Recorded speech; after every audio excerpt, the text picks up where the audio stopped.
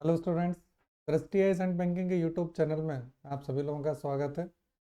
MPPSC 2024 का नया syllabus आप सभी लोगों ने देख ही लिया होगा और देखने के बाद कहीं ना कहीं आप सभी लोगों के मन में ये सारे प्रश्न आ रहे होंगे कि ये जो सिलेबस बदला है, ये बदलने के बाद सरल हुआ या कठिन हुआ, या ये जो बदला हुआ सिलेबस है इससे प्रश्न आखिर किस क्षेत्र से आएंगे, कैसे आएंगे, सरल आएंगे या फिर बहुत ज़्यादा कठिन आ जाएंगे। इस प्रकार के कई सारे प्रश्न आपके दिमाग में इस समय चल रहे होंगे। सो दैट ये जो वीडियो है, ये वीडियो इन्हीं सब प्रश्नों के समाधान के लिए आपके सामने है।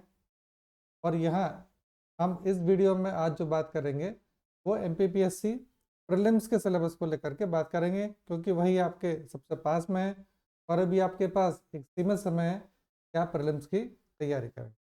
तो हम प्रीलिम्स की अलग अलग यूनिट्स को लेकर के हम यहाँ पर डिस्कशन करेंगे। तो पहली यूनिट है भारत का इतिहास। इसमें जो फर्स्ट सेक्शन है ये इसमें नया जुड़ गया है, जैसे कि आपको जानकारी है।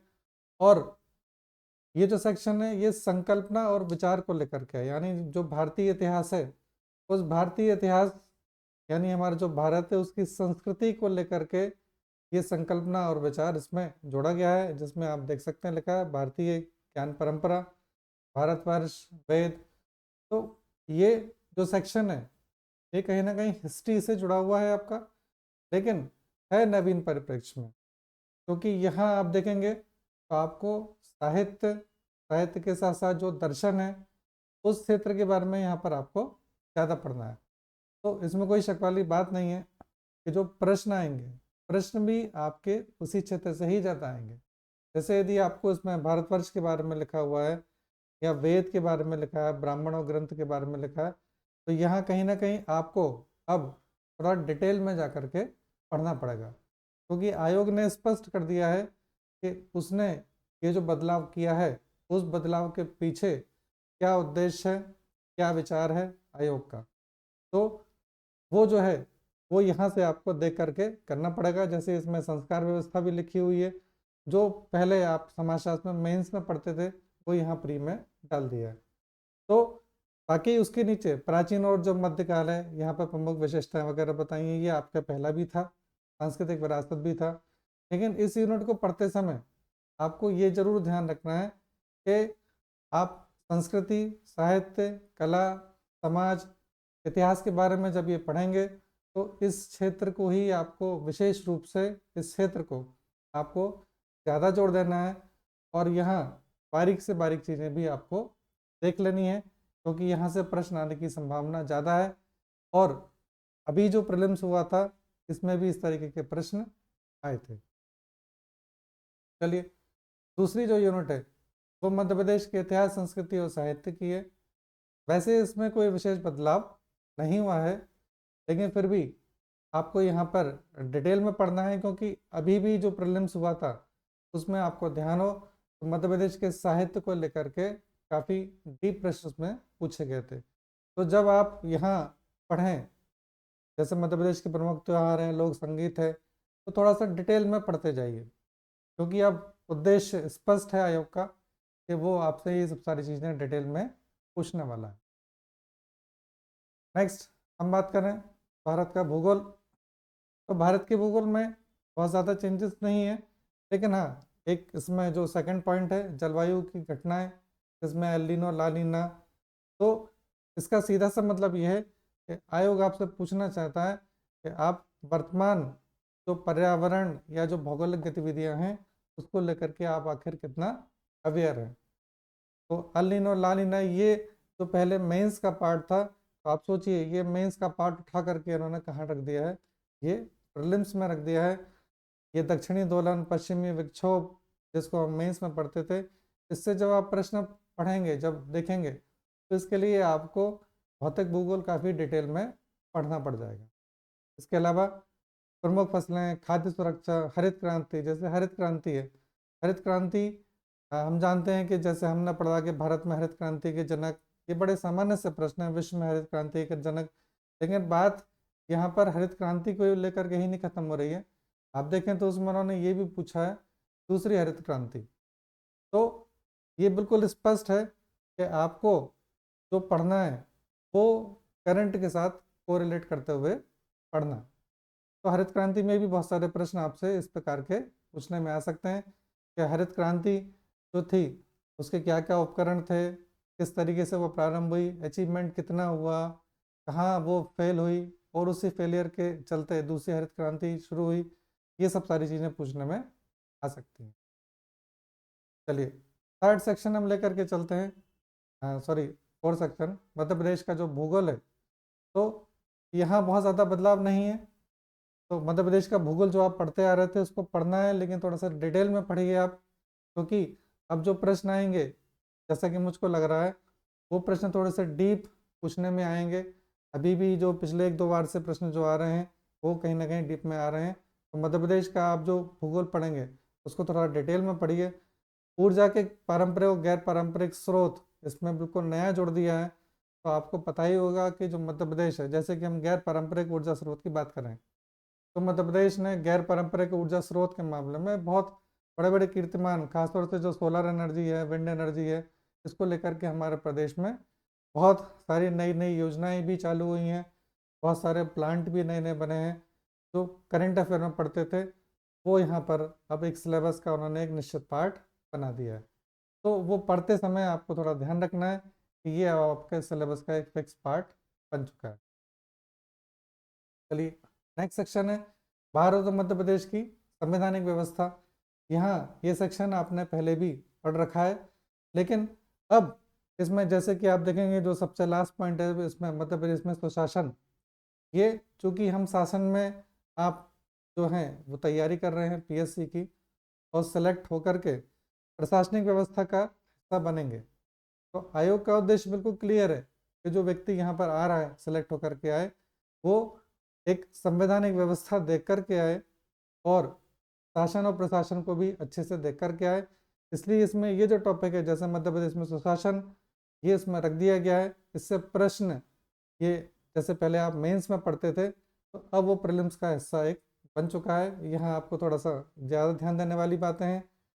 इसी में जो पुरानी यूनिट 10 थी जिसमें राष्ट्रीय और प्रादेशिक संवैधानिक संस्थाएं थी, सांविधिक संस्थाएं थी, उनको वहाँ से हटा करके इसमें जोड़ दिया गया है। तो इस तरीके से आप देखेंगे तो ये यूनिट बहुत ज़्यादा बड़ी हो गई है।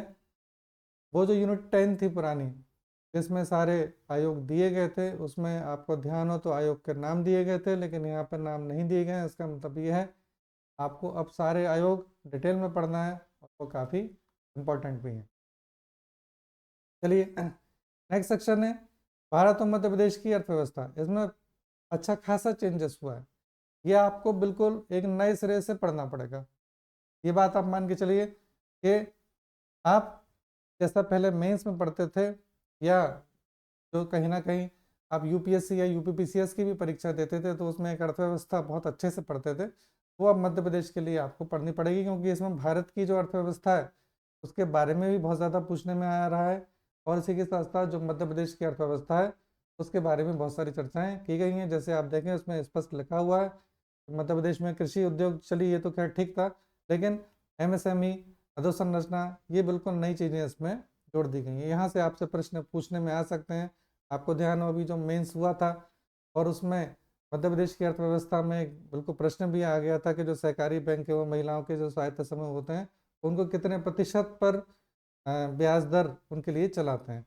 तो इस प्रकार के प्रश्न यहाँ प्रीलिम्स में भी आपसे आ सकते हैं। बहुत नई जो चीज़ जोड़ी गई है वो सतत विकास लक्ष्यों में मध्य प्रदेश की प्रगति, यानी जो एसडीजीज हैं।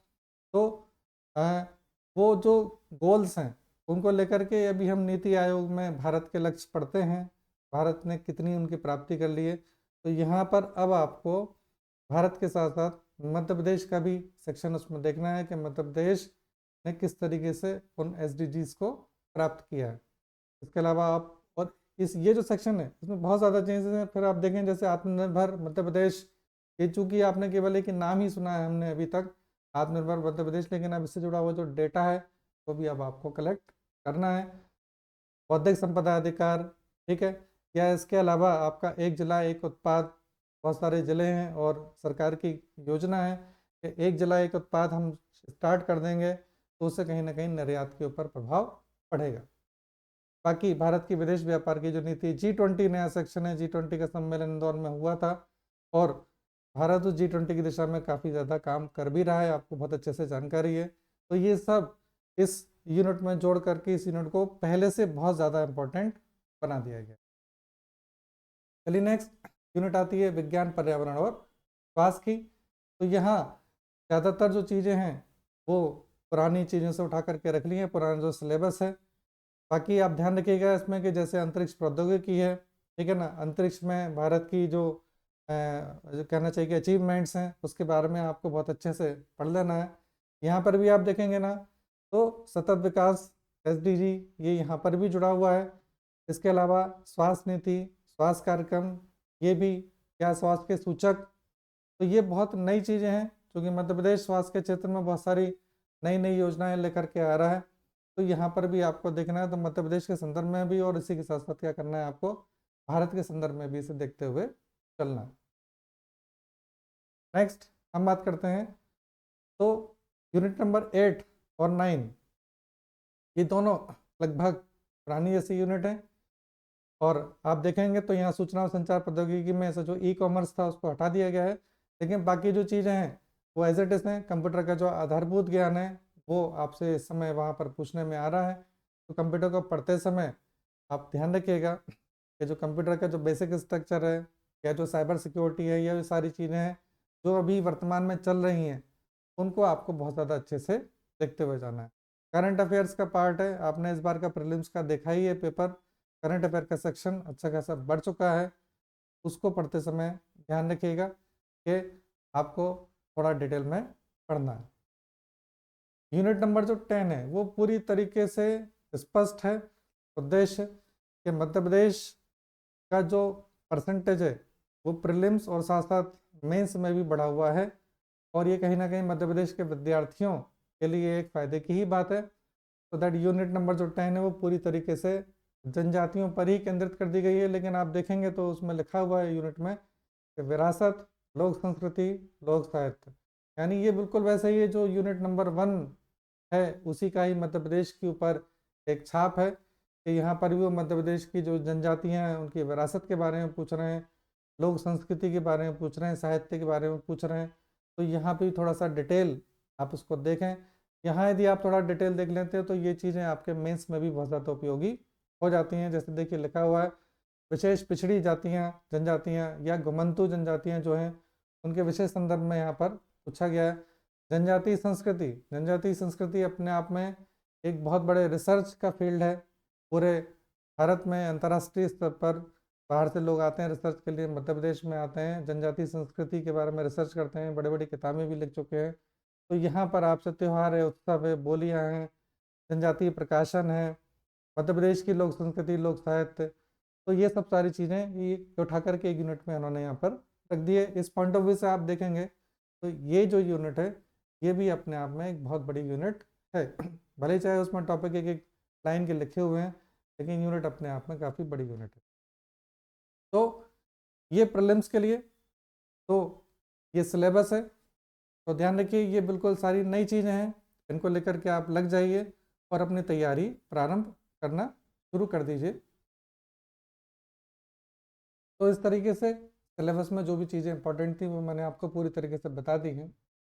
तो जो मैंने बताया है, जैसे कि मैंने आपको यूनिट नंबर 1 के बारे में, यूनिट नंबर 10 के बारे में बताया, जहाँ पर आपको कला संस्कृति के बारे में देखना है, या आपको अर्थव्यवस्था के बारे में बता दिया, या ज्योग्राफी के बारे में, तो यहाँ से जो भी इम्पोर्टेंट बताया है यहाँ से चीज़ें उठा करके आप पढ़ना शुरू कर दें। अब बात यह आती है कि आपके मन में कहीं ना कहीं ये एक प्रश्न भी है, ये थोड़ा सा भय भी है स्टूडेंट्स के बीच में कि हम ये तैयारी आखिर किस प्रकार से शुरू करें। तो आप अपनी तैयारी, आपके पास ऐसा नहीं है कि कुछ नहीं रखा हुआ है, आपके पास पुराना सिलेबस रखा हुआ है, यानी बुक्स भी रखी हुई हैं, आप उसको उठाइए तो थोड़ा डिटेल स्टडी करना शुरू कर दीजिए। ज़्यादा आपको देखना है तो आप गवर्नमेंट वेबसाइट्स पर चले जाइए। तो आपको ऐसा लग रहा है जैसे कि आपको लग रहा है कि मध्य प्रदेश के बारे में हमको जो बुक में दिया है वो कम है, तो आप गवर्नमेंट वेबसाइट पर जाकर के भी देख सकते हैं, तो वहाँ पर भी आपको थोड़ा बहुत डिटेल में मिल जाएगा। तो इसमें आपको उतना ज़्यादा डरने की आवश्यकता नहीं है, बस आपको जो सिलेबस है सिलेबस को आपको कई बार थोड़ा सा देख लेना है, समझ जाना है, और सिलेबस को समझ करके आपको ये भी जान लेना है कि आखिर आयोग का उद्देश्य क्या है, आयोग किस तरीके से प्रश्न रखेगा, ये जो सिलेबस में बदलाव किया है ये क्या सोच करके किया है। यदि आप उसको ध्यान में रखते हुए पढ़ाई करेंगे तो कहीं ना कहीं आप अपने उद्देश्य में सफल हो जाएंगे। फिर भी आपके लिए दृष्टि आईएएस एंड बैंकिंग ने नवीन क्लासेस स्टार्ट हम कर रहे हैं, जो पूरी तरीके से एमपीपीएससी 2024 और 25 के प्रीलिम्स पर ही बेस्ड है। ये जो भी मैंने आपको वीडियो में बताया है, ये इसके अलावा और भी जो भी आपके प्रश्न हैं आपके मन में, उन सारी भी प्रश्नों का समस्या का जो समाधान है वो आपको बिल्कुल कक्षा में मिलेगा। तो ये 29 तारीख से हमारी क्लासेस स्टार्ट हो रही हैं, इसमें 2 दिन का डेमो लेक्चर भी है आपको, और एक बहुत मिनिमम फीस पर हम ये क्लासेस स्टार्ट करने जा रहे हैं। तो आकर के आप क्लास में बैठ कर के देख सकते हैं, अपनी तैयारी को आगे बढ़ा सकते हैं। तो अपनी तैयारी प्रारंभ करें और एक निश्चित उद्देश्य पर पहुँचें। साथ ही साथ इसके अलावा भी यदि कोई आप जानकारी लेना चाहते हैं तो जो हमारी क्लास है उसका जो मोबाइल नंबर है 9826508385, उस पर आप कॉल कर सकते हैं और अपने प्रश्नों का समाधान जान सकते हैं। So that all the best, अपनी तैयारी आप शुरू कर दें।